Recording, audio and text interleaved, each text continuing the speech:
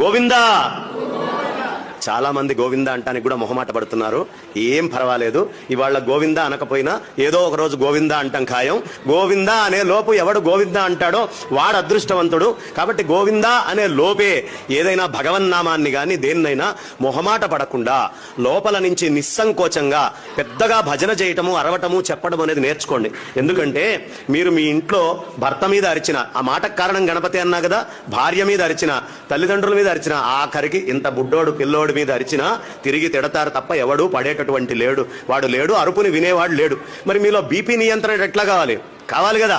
కావాలి అంటే ఎక్కడో అక్కడ అవుట్లెట్ కావాలి కదా బయటికి వెళ్ళడానికి. అందుకని జనాలు విడిగా బయట అరిస్తే పిచ్చోడు అనుకుంటారని భగవంతుడనే ఓ నెపం పెట్టుకొని అక్కడ కూర్చొని కాసేపు భజన అనే పేరు పెట్టుకొని గొంతు జించి పిచ్చి పిచ్చిగా అరిస్తే కాస్త బీపీ కంట్రోల్ అయి మనం కాస్త శక్తివంతులమై ఆరోగ్యంగా ఉంటాం. ఆ అరవాలి అంటే శక్తి కూడా గణపతే ఇవ్వాలి.